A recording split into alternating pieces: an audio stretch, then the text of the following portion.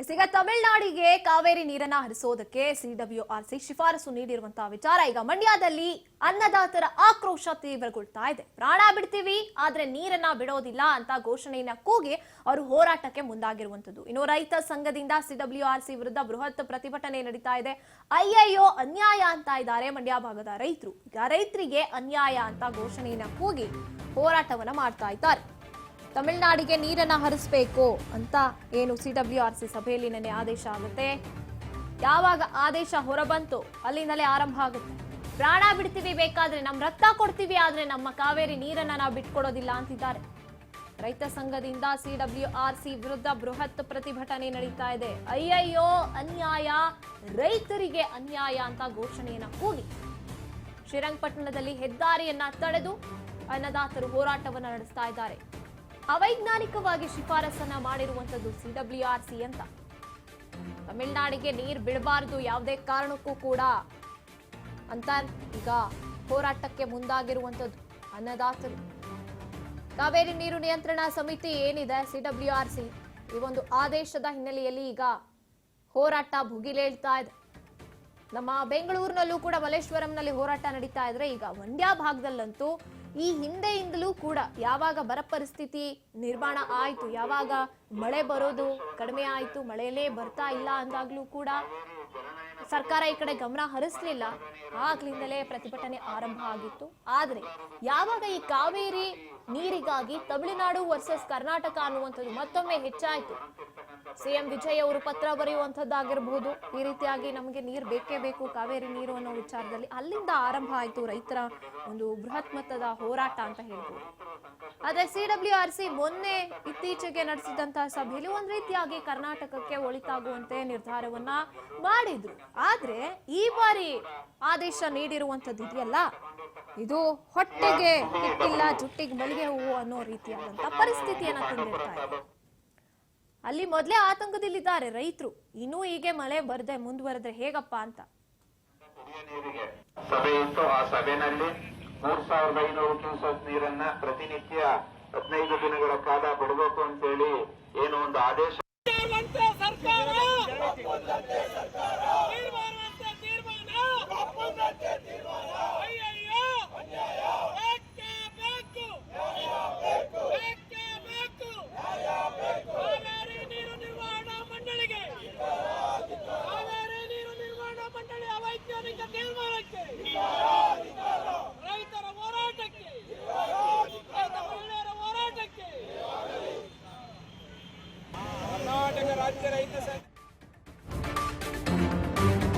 ಮೈಸೂರು ಹಳೆ ಹೆದ್ದಾರಿಯಲ್ಲಿ ಈಗ ಪ್ರೊಟೆಸ್ಟ್ ನಡೀತಾ ಇರುವಂತದ್ದು. ಸಿಡಬ್ಲ್ಯೂಆರ್ಸಿ ವಿರುದ್ಧ ಧಿಕ್ಕಾರ ಕೂಗಿ ಮಂಡ್ಯ ರೈತರು ಆಕ್ರೋಶವನ್ನ ವ್ಯಕ್ತಪಡಿಸ್ತಾ ಇದ್ದಾರೆ.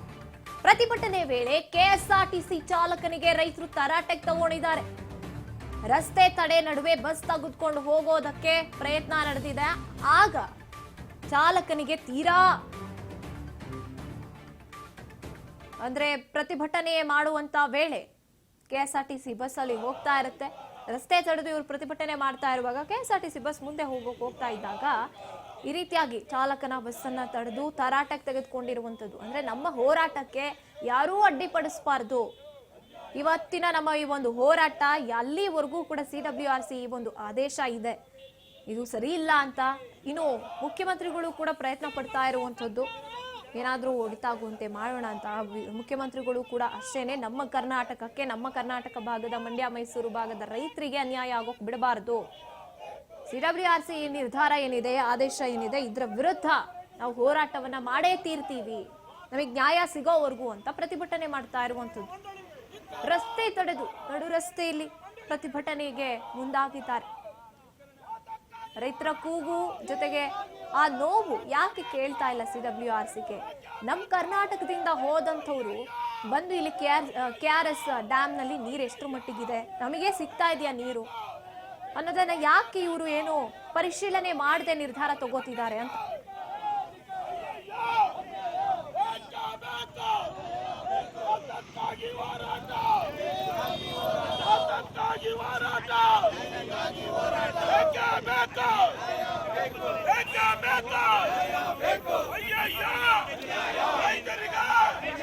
ರೈತರಿಗ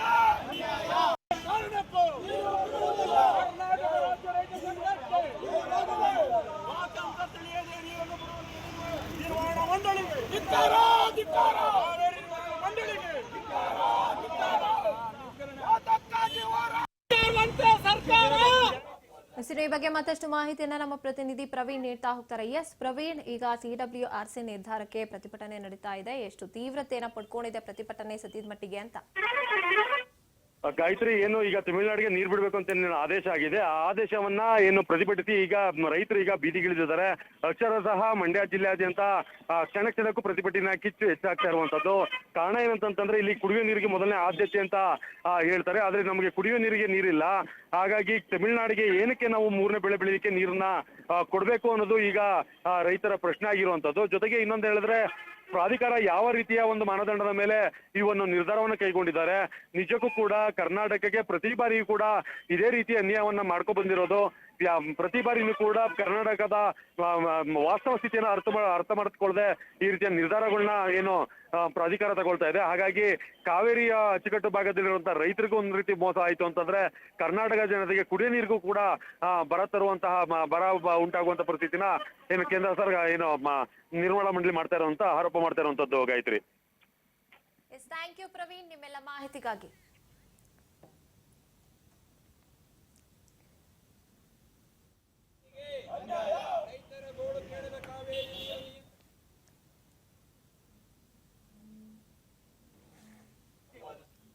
CWRC ವಿರುದ್ಧ ಪ್ರತಿಭಟನೆಯನ್ನ ಕೂಗಿ ನಮ್ಗೆ ಅನ್ಯಾಯ ಆಗ್ತಾ ಇದೆ ಅಂತ ಪ್ರತಿಭಟನೆಯನ್ನ ಮಾಡ್ತಾ ಇರುವಂತದ್ದು. ಎಲ್ಲಿವರೆಗೂ ಈ ಒಂದು ಪ್ರತಿಭಟನೆ ನಿಲ್ಲೋದಿಲ್ಲ ಆದ್ರೆ ನಮ್ಮ ಕರ್ನಾಟಕ ಭಾಗದ ಜನತೆಗೆ ನ್ಯಾಯ ಸಿಗಬೇಕು.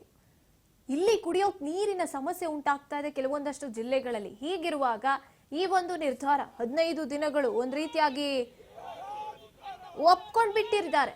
ತಮಿಳುನಾಡಿಗೆ ಒಟ್ನಲ್ಲಿ ಯಾವುದೇ ಸಮಸ್ಯೆ ಆಗಬಾರ್ದು, ಕರ್ನಾಟಕಕ್ಕೆ ಏನೇ ಸಮಸ್ಯೆ ಆದ್ರೂ ಪರವಾಗಿಲ್ಲ ಅನ್ನೋ ರೀತಿಯಾಗಿದೆ ಈ CWRC ಒಂದು ನಿರ್ಧಾರ. ಇನ್ನು ಇದೇ ವಿಚಾರವಾಗಿ ಸಿಎಂ ಕೂಡ ಒಂದು ನಿಲುವನ್ನ ತಗೊಳ್ಬೇಕು. ನಮ್ಮ ಕರ್ನಾಟಕದ ರೈತರಿಗೆ ಅನ್ಯಾಯ ಆಗೋಕ್ ಬಿಡಬಾರ್ದು ಅಂತಲೂ ಕೂಡ ಮನವಿಯನ್ನ ಮಾಡ್ಕೊಳ್ತಾ ಇರುವಂತದ್ದು ರೈತರು. ಪರಿಸ್ಥಿತಿ ಎಷ್ಟು ಹದಗೆಟ್ಟು ಹೋಗಿದೆ ಮಂಡ್ಯ ಮೈಸೂರು ಭಾಗದಲ್ಲಿ ಈ ನೀರಿನ ಸಮಸ್ಯೆಯಿಂದಾಗಿ. ಇದ್ರ ಮಧ್ಯೆ ಕೂಡ 3500 ಕ್ಯೂಸೆಕ್ ನೀರು ಹರಿಸಬೇಕು ಅಂತ ನಿರ್ಧಾರವನ್ನ ಸಮಿತಿ ಮಾಡಿರುವಂತದ್ದು ಇದು ಸರಿ ಇಲ್ಲ ಅಂತ ವಾದವನ್ನ ಮಾಡ್ತಾ ಇದ್ದಾರೆ. KRS ನಲ್ಲಿ ಇನ್ನೇನು ನೀರು ಕೇವಲ ನಮ್ಮ ಪ್ರತಿನಿಧಿ ಹೇಳ್ತಾ ಹೋದ್ರು ಆಗ್ಲೇ 17 TMC ಮಾತ್ರ ಇವಾಗ ಸಿಗುವಂತದ್ದು ನೀರು. ಅದರಲ್ಲಿ ಇವರು ಕುಡಿಯೋ ನೀರಿಗೂ ಜೊತೆಗೆ ತಮಿಳುನಾಡಿಗೂ ಹರಿಸ್ಬೇಕು, ರೈತರಿಗೂ ಸಿಗಬೇಕು ಈ ನೀರು ಅಂದ್ರೆ ಸಾಧ್ಯವೇ ಇಲ್ಲ. ಡೆಡ್ ಸ್ಟೋರೇಜ್ ಆತಂಕದಲ್ಲಿದ್ದಾರೆ ಅಲ್ಲಿನ ರೈತರು. ಈ ಮಧ್ಯೆ ಈ ಒಂದು ಒಪ್ಪಿಗೆ ಯಾಕೆ ಬೇಕಾಗಿತ್ತು ತಮಿಳುನಾಡಿಗೆ ನಾವು ನೀರನ್ನ ಬಿಟ್ಕೊಡ್ತೀವಿ 15 ದಿನಗಳ ಕಾಲ ಅಂತ? ನಾವು ಮುಂಗಾರು ಬಿತ್ತನೆಗಳನ್ನೆಲ್ಲ ಮಾಡಿ ನಾಟಿ ಸಮಯ ಬರ್ಬೇಕಾಗಿತ್ತು. ಆದ್ರೂ ಕೂಡ ನಮ್ಮ ಏನು ಈ ಭಾಗದಲ್ಲಿ ಒಣಗ್ತಿರ್ತಕ್ಕಂಥ ಬೆಳೆಗಳ ರಕ್ಷಣೆಗೋಸ್ಕರ ನಾವು ಹೋರಾಟವನ್ನ ಮಾಡಿ ಈ ಕಳೆದ ಒಂದು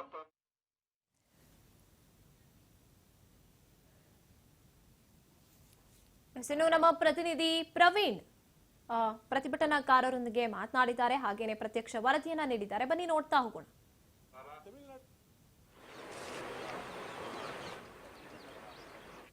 ಅದನ್ನ ವಿರೋಧಿಸಿ ಈಗ ಶ್ರೀರಂಗಪಟ್ಟಣದಲ್ಲಿ ರೈತರು ಪ್ರತಿಭಟನೆಯನ್ನ ಮಾಡ್ತಾ ಇದ್ದಾರೆ. ಏನು ಈಗ ನಾವು ನೋಡ್ಬೋದು ದೃಶ್ಯದಲ್ಲಿ ಏನು ಹೆದ್ದಾರಿಯನ್ನ ತಡೆದು ಈಗ ಒಂದು ಪ್ರತಿಭಟನೆಗೆ ಮುಂದಾಗಿರುವುದು. ಸಾಲುಗಟ್ಟಿ ನಿಂತಿರುವ ವಾಹನಗಳನ್ನ ನೋಡ್ಬೋದು. ಯಾಕೆ ಅಂತಂದ್ರೆ ಈ ಒಂದು ಆದೇಶದಿಂದಾಗಿ ರೈತರಿಗೆ ತೀರಾ ಸಮಸ್ಯೆ ಆಗುತ್ತೆ. ಯಾಕೆ ಅಂತಂದ್ರೆ ಪ್ರತಿನಿತ್ಯ ಈಗ ಪ್ರಸ್ತುತವಾಗಿ KRS ಅಣೆಕಟ್ಟಲ್ಲಿ ಇರುವಂಥದ್ದು ಕೇವಲ 17 TMC ನೀರು ಮಾತ್ರ. ಈ 17 TMC ನೀರಿರೋದು ಈಗ ಅದರಲ್ಲಿ 5 TMC ಏನು ಡೆಡ್ ಸ್ಟೋರೇಜ್ ಆಗಿರುತ್ತೆ. ಜೊತೆಗೆ ಉಳ್ಕೊಳ್ಳುವಂಥದ್ದು ಇನ್ನು 7 TMC. ಅದರಲ್ಲೂ ಕೂಡ ಮಹಾನಗರಗಳಿಗೆ ನೀರು ಕುಡಿಯೋ ನೀರಿಗಾಗಿ ಪ್ರತಿ ತಿಂಗಳು 2 TMC ನೀರು ಬೇಕು. ಹಾಗಾಗಿ ಈ ಒಂದು ವಿಚಾರವಾಗಿ ವಿರೋಧ ಮಾಡಿಕೊಂಡು ಈಗ ಪ್ರತಿಭಟನೆಗೆ ರೈತರಿರುವಂಥ ಈ ಒಂದು ರೈತರಿದ್ದಾರೆ, ಅವರನ್ನು ಮಾತಾಡಿಸುವಂಥ ಪ್ರಯತ್ನವನ್ನು ಮಾಡ್ತೀನಿ. ಸರ್, ಈಗ ತಮಿಳುನಾಡಿಗೆ ನೀರು ಬಿಡಬೇಕು ಅಂತ ಆದೇಶ ಮಾಡಿದೆ, ಈಗ ಪ್ರತಿಭಟನೆ ಮಾಡ್ತಾ ಇದ್ರಿ, ಏನು ಹೇಳ್ತೀರಾ ಸರ್? ಸರ್, ಯಾವುದೇ ಕಾರಣಕ್ಕೂ ನೀರನ್ನು ಬಿಡೋಕ್ಕಾಗೋದಿಲ್ಲ. ಯಾಕೆಂತ ಹೇಳಿದ್ರೆ ನೀವು ಈ ಮಳೆ ಪ್ರಮಾಣ ಯಾವ ಪ್ರಮಾಣದಲ್ಲಿ ಬಿದ್ದಿದೆ ಅನ್ನೋದನ್ನು ಅವಲೋಕನ ಮಾಡಬೇಕು. ಈಗಾಗಲೇ ಹವಾಮಾನ ಇಲಾಖೆ ಹೇಳಿರೋ ಪ್ರಕಾರ ಕಾವೇರಿ ಜಲನಯನ ಪ್ರದೇಶದಲ್ಲಿ ಯಾವುದೇ ಕಾರಣಕ್ಕೂ ಮಳೆ ಆಗೋದಿಲ್ಲ ಅಂತಕ್ಕಂಥ ಒಂದು ಸೂಚನೆಯನ್ನು ಕೊಟ್ಟಿದೆ.